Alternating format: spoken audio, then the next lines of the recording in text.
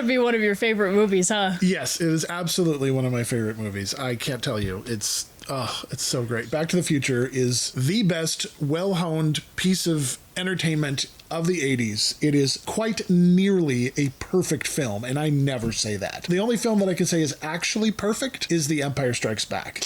But this is the best. It was a really tight movie. There's no fat There's in it no at all. fat. When I first saw this as a kid, I just was absolutely blown away. It was so much fun. There's so much energy. It's cute, it's funny, it's ridiculous, it's happy, it's got the whole gamut of emotions. It just makes you you're thrilled. I was so geeked about it that I actually got this, which is you could order books from school. And so they had a story of Back to the Future in book form, and it would go through the entire story because I couldn't watch it. We didn't have a VCR, and so I just would read this over and over and over again.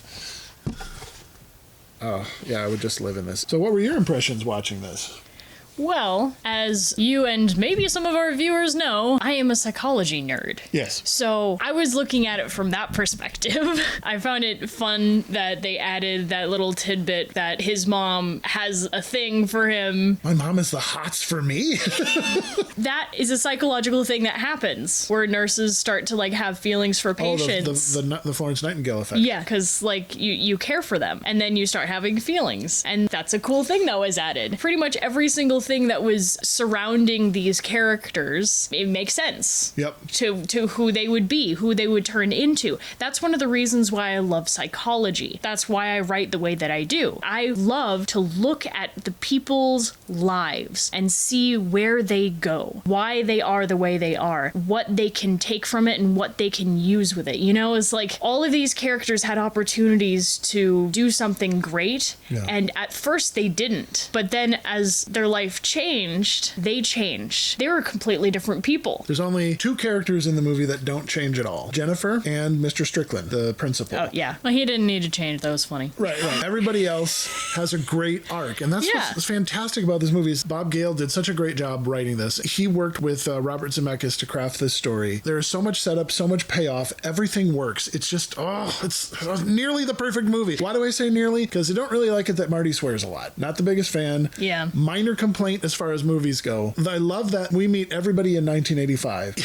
He goes to school and he's late after blowing up Doc's garage. Which, by the way, was absolutely amazing set dressing. Yes. All of the little details. Yes. And then just like the setup and payoff of everything that's happening in his house. Yeah, even the opening credit sequence where it goes past the clock, so it was totally reinforcing the time narrative. Yeah. But then you see little details. It's like it reveals, what's that? Oh, there's a newscast. What are they talking about? Stolen plutonium? What's that? Oh, and then you've got this robot that he has to feed Einstein, the dog, who's never there. And then Marty comes in. We're only introduced to him through his feet. Through his feet, yeah. And then he back kicks his skateboard and it hits the plutonium. It's just a perfect reveal where it's the tool of the camera. You've used the camera as a storytelling tool. Yeah. It just goes. There's, like I said, there's no fat in this movie. Everything is on time. It's on time. It's well orchestrated. I love this movie so much, and I'm not alone. Obviously, it's one of the most popular movies that's ever been made. There's so many reasons why. It's not just because it's a high concept. It's not just because it's my favorite type of sci-fi trope, which is time travel. I love time travel. I love time travel movies. I realized something is like they're going back in time. You can watch this movie at any time. Right. It's timeless, because it goes back in time, you know? It's like it shows what happens in those dates. It shows what everyone's normal is. Yeah. And that's cool. I mean, even now, you know, you're looking back at the 80s as a time capsule. Yeah. You know, which is weird. I know we're making this video on Back to the Future's 40th anniversary. Oh, we are. Yes. It came out 40 years ago. No, it didn't. Okay. 10 years ago, we went to La Puente Hills Mall, which is where they shot the Doc Brown and the time travel machine and all the rest of that stuff. It was just so great. But I've loved this movie, like I said, ever since I was a kid. You know, I bought it on VHS. I bought it on Laserdisc. You don't know what that is. And some people know what laser discs are. Oh, nobody knows what that is. Then I bought it on DVD. I brought it with me. And then I bought it on... Oh, shoot. I just realized how many of these there are. Yes. And then the 25th anniversary. And then we got the 30th anniversary. And then we've got the 35th anniversary. And now this year it's the 40th anniversary. Obviously, it's one of my favorite movies. And I can't tell. My dad parts is a nerd. Parts 2 and 3, but that's for later. We're talking about the original. That's right. Nerd. I am. And we recently were able to visit here. Yes. Yeah, that was our last video, actually. Only one of the greatest cinematographers of all time, Dean Cundy. We got to see him. We got a picture with him, so we'll probably share that with you. Or you could see our last video. Yeah, you can see our last video at Cinegear Expo, right there at Universal Studios on the back lot. And we got to see him and meet him right in front of the clock tower, which was like... I was telling him the reason why I keep on forgetting that the clock tower there is the same clock tower in Back to the Future. The lions aren't there. That's right. It just doesn't register to me. They're on either side of the the thing. Yeah. What they're doing this year is they're having fandom nights at Universal Studios, and Back to the Future is one of the themes, and so they will hire actors to play all of these parts, and you can go into the town square and you'll meet Biff and Marty and Lorraine and all that, and they'll play act out the entire thing in front of you. Biff's car was there. That's what that big black sedan was. Oh, Yeah. Okay. I was wondering which one, why that one was and there. And because we got to go to the expo, we got to go into the extended portion. You get to see the Enchantment Under the Sea dance costumes. Yeah, that was fun. And that whole wall of all the clocks and the... That's on our Patreon, by the way. That's right. If you want to see that, you got to check out our Patreon. It was so much fun. It was just like, and they had the DeLorean. You saw me. I spent an inordinate amount of time around this. If you guys do go on our Patreon, you'll see the immense amount of pictures that he took on every single detail he could find. Yes. You basically left and sat down somewhere. Yes, I did. I was like, let him nerd, let him nerd. But I was just like, and I touched it.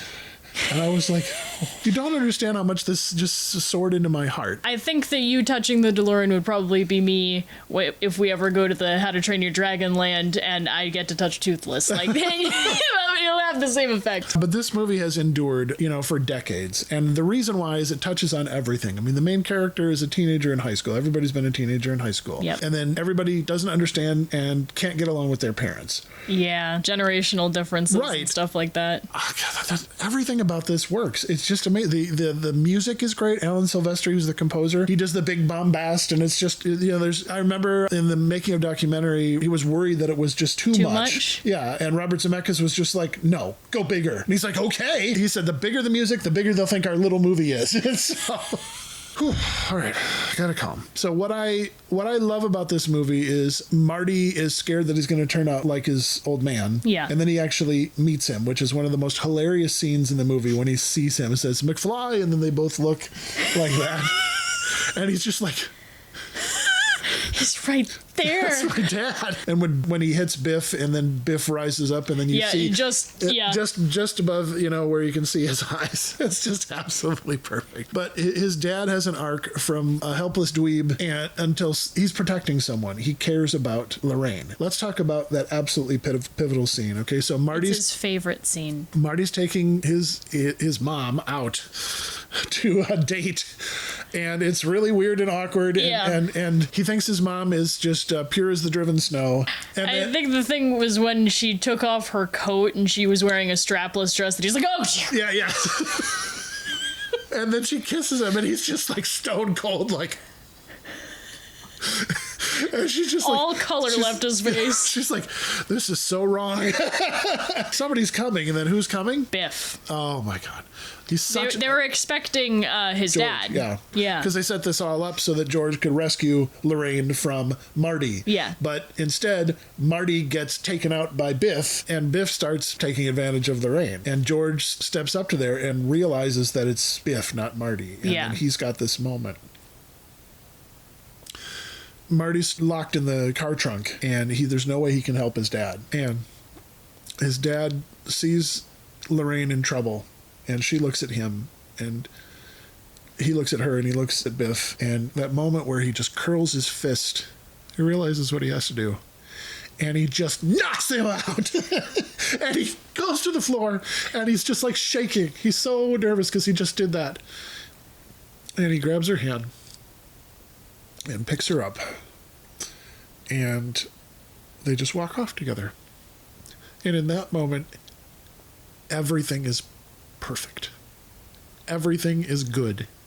It is the most perfect moment in all of cinema. It's just, it moves my heart. You can see I'm crying. I absolutely love that moment because everything is right. It's just so great. Innocence is being protected and love is being cherished. Evil is being stopped. A wrong has been righted and it is good. I think it's moments like that that really underpin this movie especially, is that the things that we hold so dear, you fight for, and those are universal things. For other people, for the culture, it holds those up as a standard. This is worth fighting for. This is worth going all in for. And I absolutely love it. I'm forever indebted to Bob Gale and Robert Zemeckis for making this movie because it is amazing. This is why it stayed with me. It's that emotional core. Everything else about it is great. Obviously, the amazing music by Huey Lewis and the News. They were an 80s band that sounded like the 50s, so they were absolutely perfect for this movie. And if you notice in the original, there was no sense that there would be a part 2 or a part 3. The original stands alone. You never have to see part 2 and part 3. If you consider them inferior quality sequels, that's fine. 2 has some issues that I'm not really that thrilled about. 3 is great. It's very sweet. It's got a love arc for Doc, which is corny and cutesy. I don't care if it's corny. That is sweetness. It is.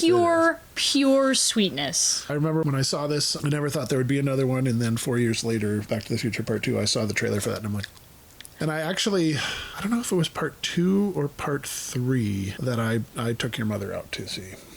Yeah. Isn't that fitting? Yeah. I don't remember everything from Back to the Future Part 2, but what I do remember is everything looked iconic, and specifically Doc's outfit. Oh, yeah, his crazy future outfit, yeah. Doc's outfit's great. I don't care if it's fashion trash. That is the most fun outfit I've ever seen in my life. That's just pure fun and joy and whimsy, and the see-through tie, that's hilarious. There's absolutely no purpose for that. And they were extrapolating like back in 85, what would 2015 fashion look like? Obviously there's flying cars and see-through ties and he looks of course. I love the glasses. He was just like, can you see? Oh my god. There are some brilliant moments and they integrated it pretty well with the first one. Yeah, it's fun too. But the first one stands alone. It's just great. At this point in the 80s, okay, you had Jaws that came out in 1975. Oh, well, we'll do that one later. Jaws came out in... No, I was telling you to grab it. Oh, you want me to grab it? Grab it. Go grab it. This is funny. We got this at the theater when we were going to see How to Train Your Dragon. Look at this. Look at this thing. That's freaking hilarious. Ah! Which kind of makes an appearance in part 2 as the digital Jaws. But we'll put Jaws away. Or Bruce, as we call him. Because...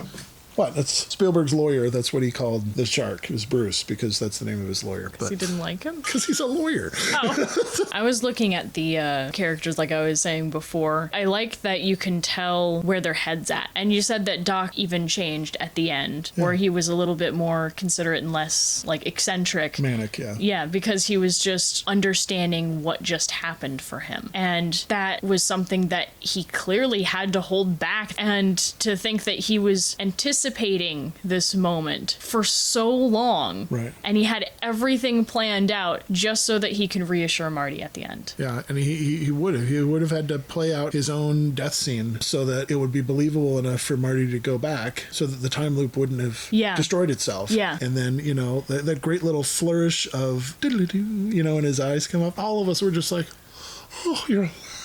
But that seals them emotionally, because Marty met him back then. He had to wait 30 years before he could talk to him about that stuff. And it just was it pinned it emotionally deep. And that's why it still resonates, because it's not just about the spectacle, which there's plenty of.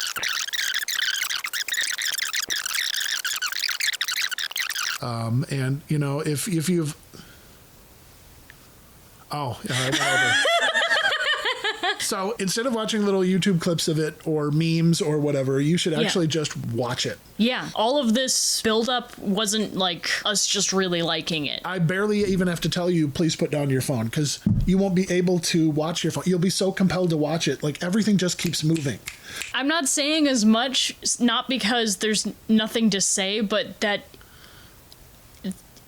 well, there's nothing to say. Like, it's done well. Yes. This has touched your heart in a very impactful way. Yeah. You love this movie to pieces, and I like you liking things. Just like the last few videos, I'm just enjoying you talk about your favorite thing. You know, I actually wrote a few years ago a mini short that dealt with themes from Back to the Future. It had to do with Doc visiting Marty 30 years later. Yeah, it was going to be 2015, 2016. Doc was going to visit Marty, and Marty was like cleaning up his guitar shop or something like that. And I constructed it, and I thought I actually did a pretty good job. I took Doc's dialogue and put it into Marty's mouth, and put Marty's dialogue and put it into Doc's mouth. And I'll have to show you that script because it was a lot of fun. You will have to show me that script. Yeah. It was a lot of fun.